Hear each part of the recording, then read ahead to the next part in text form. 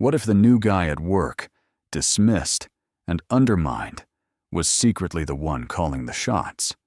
Meet John Carter, a man on a mission to expose a toxic workplace from the inside out. In just weeks, he'll turn the tables on a manipulative manager who has no idea who he's really up against. Ready for a story of justice and transformation? Keep watching. John Carter walked through the glass doors of Horizon Enterprises, his face calm as he surveyed the sleek, modern office. This wasn't merely his first day. It marked the beginning of a covert investigation. John wasn't just another employee destined for a cubicle. Soon, he'd take the helm as CEO. But first, he needed to understand the company's inner workings. William Foster, the founder, had recruited John to overhaul the organization. Whispers of discrimination and a toxic culture had persisted for months, and the board demanded change. Yet John wasn't one to lead blindly without grasping the issue's roots. So he started undercover, posing as a new hire. His true identity was a secret, exactly as he intended. At the elevators, the receptionist remained glued to her screen, ignoring him. Colleagues passed with fleeting glances, barely noticing the newcomer. Ideal. On the second floor, Mark Thompson, his assigned manager, greeted him. Mark, tall with slicked back hair, wore a smug grin that screamed self-importance. John sensed his arrogance instantly. "John Carter?" Mark asked, his handshake overly firm. "Correct," John answered, his voice steady. Mark's eyes narrowed, his lips twitching slightly. "Welcome aboard. You'll report to me in management. We move fast here. No room for stragglers." John nodded slightly. "I'll keep pace." Mark's gaze lingered on John's face a bit too long. "We don't see many like you here." The words sounded polite, but carried a heavy undertone. John stayed composed. He'd faced this before, countless times. But he wasn't here for early clashes. "I'll blend in fine," he said. Mark flashed a tight smirk, pleased with his jab. "Let's see. Come with me." As they moved through the office, John noticed Mark didn't bother introducing him to the team.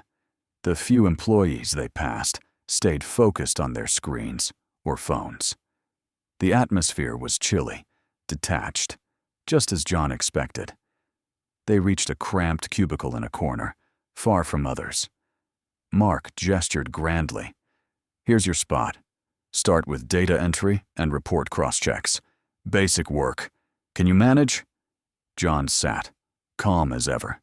"Definitely." Mark folded his arms, relishing his authority. "Good. We run a tight operation. No excuses." John nodded, logging in as Mark walked off without another word. While scanning files, John barely focused on the tasks. His real aim was the company's culture, power dynamics, and emerging signs of bias. This place had deep issues, and Mark was merely the surface. John knew Horizon Enterprises was an old boys' club, where people like Mark flourished while others were sidelined. That's why he was here, to witness it firsthand, collect proof, and fix it internally. In weeks, when he revealed his true role, people like Mark couldn't hide. For now, John played the quiet, capable new hire. He'd wait, observe, and stay low. But as CEO, he'd not only transform the company, but uproot the toxic culture Mark helped foster. Mark was clueless about what awaited. As the day ended, John leaned back, watching the office empty. Just another worker for now, but not for long. Tomorrow, the real mission would start. John arrived early the next day, settling into his cubicle before others arrived. The hum of computers and clicking keyboards soon filled the air. To all, he was just an entry-level worker handling Mark's tedious reports. But John wasn't here for paperwork. His true work was underway. Mark strolled in late, acting like he owned the place. John watched subtly, noting how the team stiffened as Mark passed. His presence didn't inspire respect, but unease.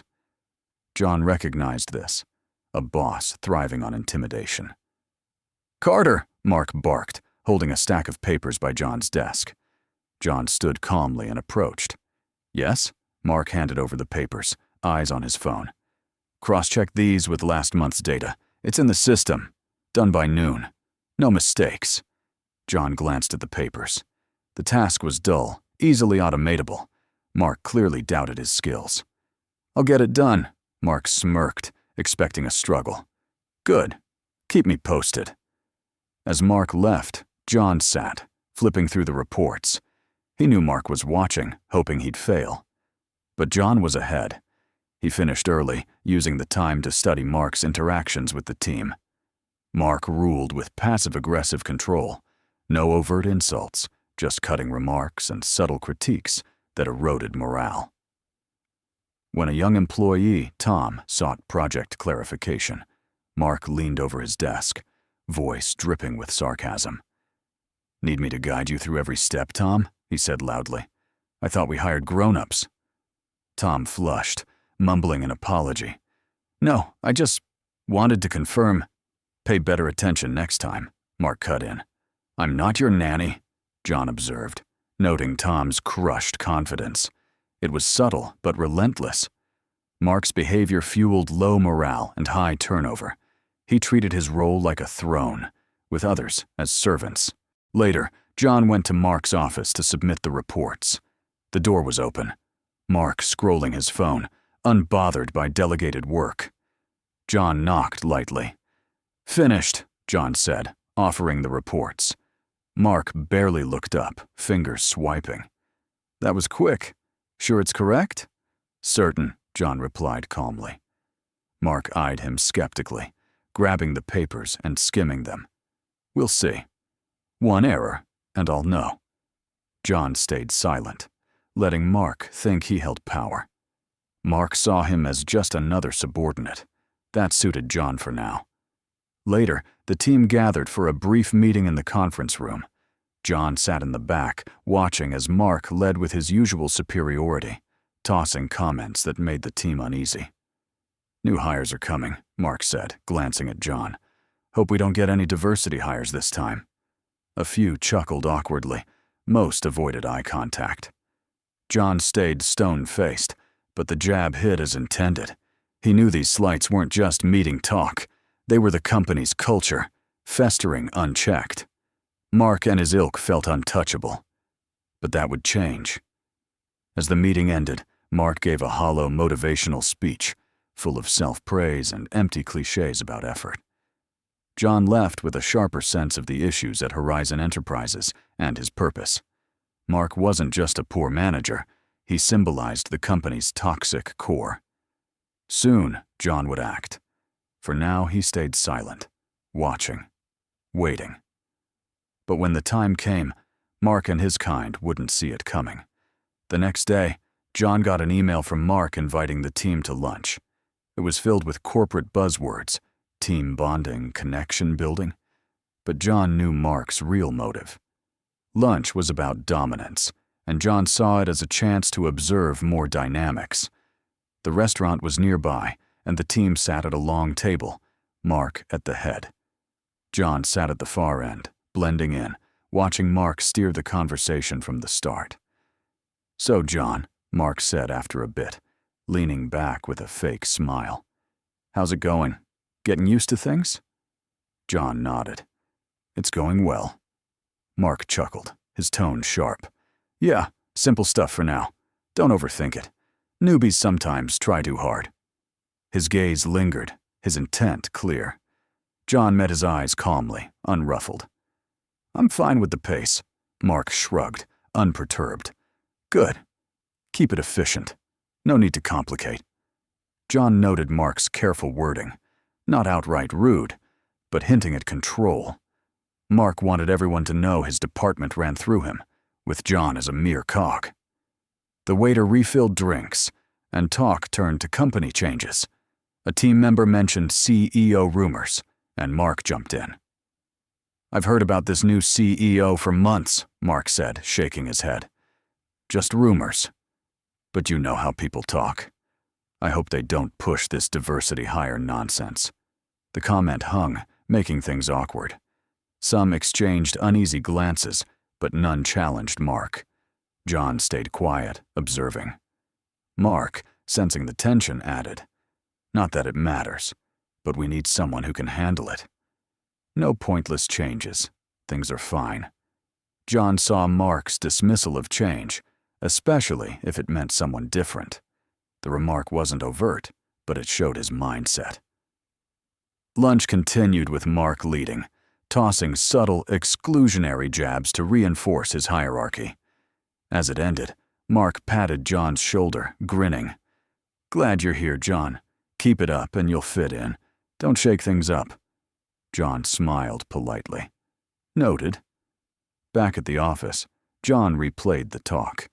Mark's attitude was clear. He guarded the status quo, especially against someone like John. The diversity hire jab revealed the broader culture at Horizon Enterprises. John couldn't relax. Mark saw him as a pawn to control, but that would change soon. Friday came, and the office buzzed with weekend anticipation.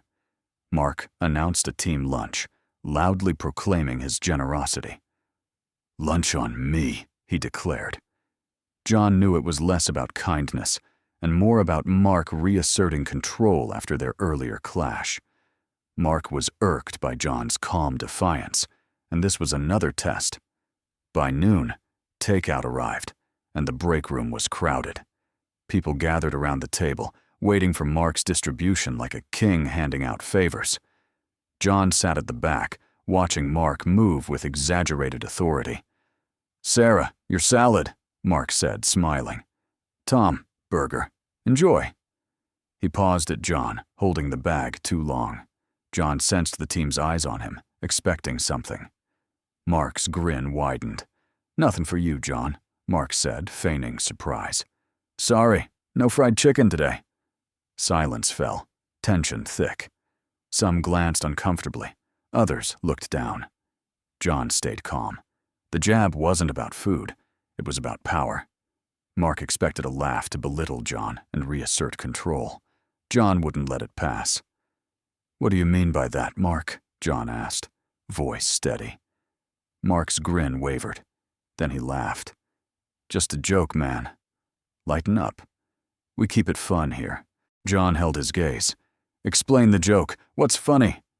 The room grew quieter, tension rising. Sarah shifted, watching Mark. Mark's smile faltered, but he recovered. "Just fun, John. Don't be so serious. Nothing personal." John leaned back, unreadable. "Not personal. But I don't see the humor in excluding me with that comment. Care to clarify?" Mark's discomfort showed. His grip tightened on the bag, his bravado shrinking. The room was silent, all eyes on them. "Look," Mark said, laughing nervously. "Just a joke. Don't make a big deal." John's tone stayed calm, with an edge. "You make these jokes often, Mark, and they always hit the same way." Mark flushed, his confidence cracking. He looked for support, but none came. Even his usual allies seemed uneasy. Fine, Mark muttered, waving it off. "Let's eat, no big deal." John let the silence linger, signaling he controlled the moment. Then, nodding slowly, he said, "Sure. Let's eat." The buzz resumed, but it was strained. Mark handed out food, his swagger diminished. The team ate quietly, uneasy. Mark's humiliation wasn't overt, but John knew he felt it. Mark had tried to dominate, and John had taken it away. As people left, Mark lingered, glaring at John. John felt the tension. Mark was plotting to regain control. This wasn't over. As John left, Mark approached. "Don't take it too seriously," Mark said, hiding his irritation. "Just ribbing. You get how we are, right?" John faced him, unreadable. "I get it, but I don't take that kind of ribbing. Let's keep it professional." Mark's eyes flashed with frustration.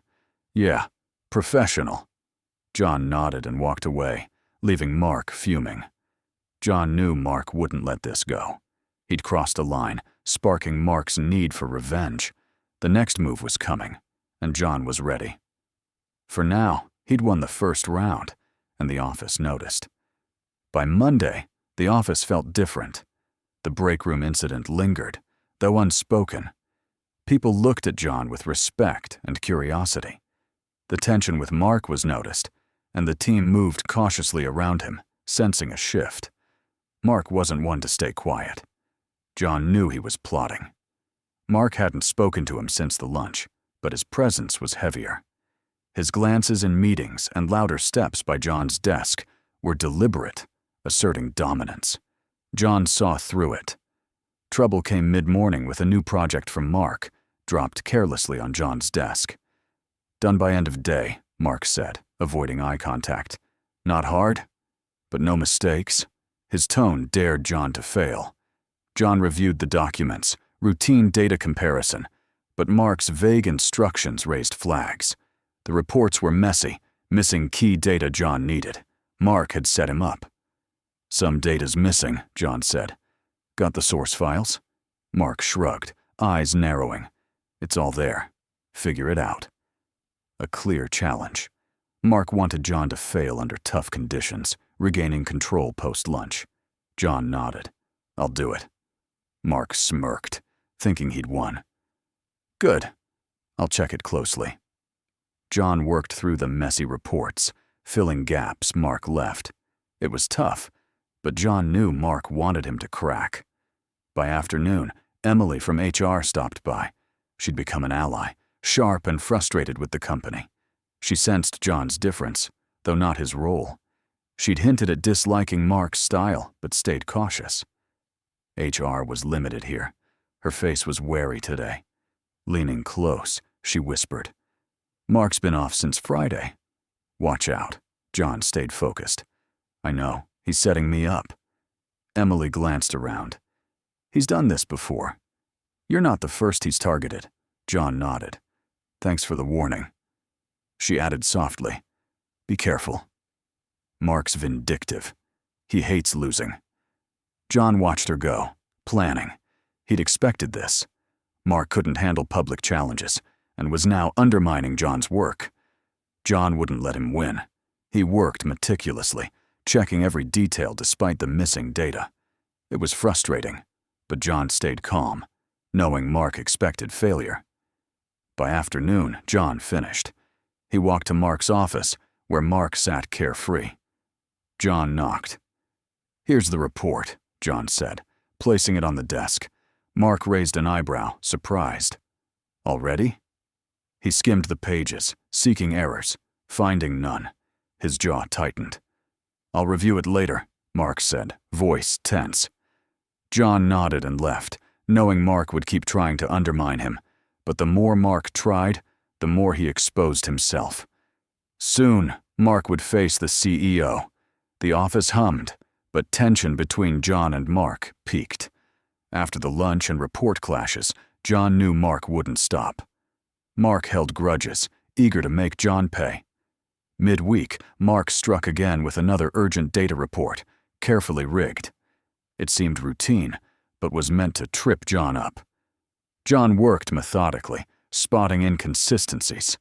The files didn't align, and numbers were off. At first he thought it was sloppy work, but it was deliberate. Mark had set it up so errors would appear in the final report, with no access to source files. John's frustration grew, but the deadline loomed. He submitted the report, knowing Mark's errors would surface. He had no choice. Missing the deadline or submitting flawed work both played into Mark's hands. The next morning, Mark's email arrived, copied to senior managers and the department head, framing John's failure. "John, your report has multiple errors. Fix them immediately. This is serious. Keeping senior management informed. Mark Thompson." The email was a blow, a calculated attack to discredit John publicly. Mark had the leadership's attention. John stared at the email, feeling eyes on him and hearing whispers. Mark had framed it perfectly. Protests would seem like excuses. John stood. He couldn't let this slide. Mark would keep sabotaging him unless stopped. He marched to Mark's office, ignoring curious looks. Mark sat, pretending to work, but expecting this. John closed the door. "Mark, we need to talk." Mark feigned surprise. "Problem, John?" John was direct. "You rigged that report. The data was incomplete and you set me up to fail." Mark smirked, leaning back. "Big accusation. Sure you want to go there?" John stood firm. "I know what you did. You made sure the numbers wouldn't match, then blamed me."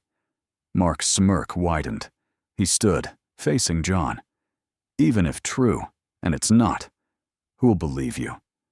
John's jaw tightened. "I have the original files you sent." Mark laughed. "You don't get it, John. Nobody cares about your proof. I've got years here, trust. You're the new guy. They won't take your word." His tone turned smug. "You messed up. I made sure of it."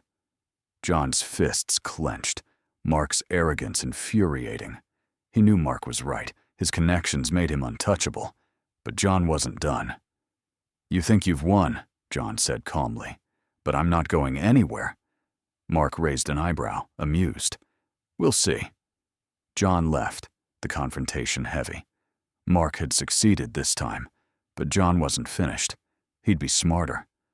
Mark had influence, but John had truth and the founder's backing. Mark would soon face the CEO. John sat at his desk, the email lingering in his mind, not for its surprise, but its meaning. Mark had discredited him publicly, achieving his goal. John leaned back, watching the office. Whispers spread, questioning his recovery. That's how corporate life worked. One misstep, and the vultures circled. But John wouldn't let Mark win. He recalled why he joined. William Foster chose him to save Horizon Enterprises' future. John wasn't here for office games like Mark. He was here to expose and rebuild. Going undercover showed him the toxic culture. Mark was a symptom of deeper issues, thriving in unchecked power plays. John thought of the CEO announcement. He'd stayed hidden to observe, but now he needed to lead. Mark saw him as a crushable employee. Soon, he'd learn the truth. The thought calmed John. Mark's games would collapse at the announcement. For now, John stayed patient, avoiding petty fights. He had a bigger plan. Mark would answer for everything soon. Did Mark realize who he faced? His arrogance saw John as a fleeting threat, but John's quiet strength would strike when it counted. John scanned the office. Employees had endured Mark's ways, powerless. Soon, they'd have a leader who'd end such behavior. He thought of Emily's warning. She'd seen the issues, but lacked power. John stood, looking over the floor. Change was near. At the office windows, John gazed at the skyline, feeling anticipation. Everything would shift. Horizon Enterprises would be his. No more Mark, no more toxic games. John gripped the sill, vowing change. The announcement was days away, and Mark would face the truth, delivered by John. The day arrived. Horizon Enterprises buzzed, unaware why. A morning email called everyone to the conference room for a big announcement. Speculation swirled. John sat calmly, unfazed. He'd played the quiet employee, observing. Today, that ended. Mark seemed restless, pacing, glancing at John. He sensed something but didn't know the scale. William Foster entered, his friendly air authoritative. He'd hired John to fix the company's drift. William greeted employees, pausing at Mark's desk. Mark played it cool, glancing at John. John nodded neutrally. The moment neared. "Let's meet in the conference room," William called. "Big news." Employees filed in, buzzing with guesses. John walked with them, calm but eager. This was his moment. In the conference room, seats filled fast. William stood at the front, commanding yet approachable. Mark stood aside, smug, thinking it routine. William cleared his throat. "Thanks for coming. We've talked about changes at Horizon Enterprises. Today, we announce a major one." He paused. We've sought a new CEO to lead with fresh vision. Today, I introduce them. The room stilled, eyes wide. Mark looked relaxed, sure he'd charm the new CEO. William smiled. John Carter is our new CEO. Silence hit. Mark's smugness turned to shock. His eyes locked on John, disbelieving. John stood, heart racing, and walked forward. All eyes followed. This was his moment. As John joined William, Mark's stare burned. His face paled, mouth agape. The man he'd tried to ruin was his boss. William clapped John's back. John brings experience and vision. I trust he'll lead us to success. I've known him months, and we're in good hands. The room stayed stunned. John faced the employees, calm despite his emotions. Thank you, William, John said steadily. It's an honor. I've seen your talent and hard work these weeks, but not from outside. He paused, letting it sink in. I worked undercover, as an employee, to see the real culture, how people are treated, how leaders manage, what needs fixing. Silence deepened, realizations dawning. John had watched everything. I've seen your dedication, John said, scanning the room, but also things that must change, behaviors unfit for a company valuing integrity. His eyes hit Mark, who stared in panic. Mark's hands clenched, his smugness gone. I'm clear, John said firmly. Under me, Horizon Enterprises will value respect, accountability, fairness. No room for manipulation or mistreatment. The message was obvious, though Mark wasn't named. Everyone knew. Mark flushed, fists tight, control lost. William stepped up, beaming. Well said. I'm excited for John's leadership. Let's welcome him. Applause erupted, shock lingering.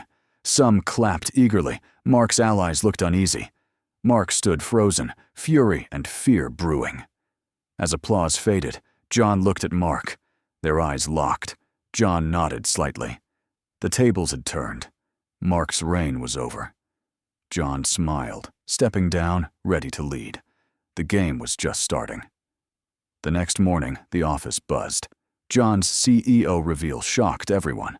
Mark had barely appeared. John called Mark to his office for a final meeting. It would be tough but needed. Mark had to face his actions. Mark entered, anger and forced calm on his face. His swagger was gone, replaced by desperation. He hoped to talk his way out. Mark, sit, John said calmly, gesturing. We need to talk. Mark sat, eyeing the folder on John's desk uneasily. What's this? John leaned forward. Your behavior. Recent weeks and years. Mark's eyes narrowed. The complaints. They're baseless. People dislike my style, but I've earned my place. John didn't waver, opening the folder with years of complaints. I've read them all, Mark. They show manipulation, bullying, sabotage. Mark scoffed, arms crossed. You've been here months. You don't know this place. People exaggerate. John stayed steady. I know it well. I've seen you control with fear, undermine challengers. Mark's smirk faded. Hearsay. No real proof. John pushed the file closer. Plenty of proof. Ignored complaints. Buried reports. Because you seemed untouchable. Mark tensed, but John continued. And your recent stunt, rigging that report to frame me. Mark stood, furious. Ridiculous. You can't accuse me and expect belief. John stayed seated, calm against Mark's rage. You can deny it, but it's true. Your time's up. Mark's voice rose. No one will believe you. I've got years. Trust. You're a nobody here. John stood, firm. I'm the CEO. The evidence is enough. Mark's rage turned to desperation. He'd lost control. You can't. I've given too much. John held his gaze. I'll make it better without you. You're done. Mark paled as John lifted the file. HR has this. I have grounds to fire you. Mark's jaw tightened, searching for escape. You can't. John was final. It's done. Mark froze, then stormed out, slamming the door. John exhaled. Mark was gone. The first step was taken. John sat, knowing more work awaited, but the company was on the right path. Mark's era was over, and John's changes began. The office quieted as day ended. John watched the sunset, his office now a space of opportunity and duty. Weeks replayed in his mind, leading to this: CEO of Horizon Enterprises. He leaned back, reflecting. William's undercover plan was daunting. Leading meant tackling a culture letting Mark thrive. John saw the toxicity up close. Mark embodied it, controlling, sabotaging, undermining talent, a sign of deeper rot. John recalled early days. Colleagues were wary of the quiet new hire. Slowly, he earned trust, learning their fear under Mark's rule, where ambition was crushed. The break room stood out. Mark's racist jab aimed to dominate. John's calm pushback started dismantling Mark's power. It wasn't just for him, it was for those enduring years of such treatment. Mark's sabotage, false data, was desperate, showing his fear. John could have exposed him but waited, revealing the truth later. The CEO announcement was pivotal. Mark's shock confirmed John's strategy. It wasn't revenge, it ended manipulation. Mark's exit wasn't enough. The culture enabled him. John's job was to rebuild, valuing respect and empowerment. He thought of Emily's help, giving insight without seeking reward. She and HR knew the issues, but lacked power. Now, John could change that, not with rules, but new standards.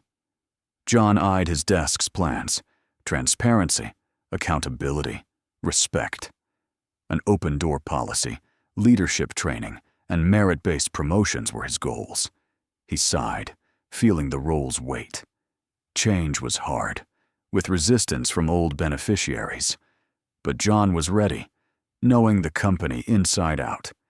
He owed Emily's loyalty a workplace where she could thrive, not titles.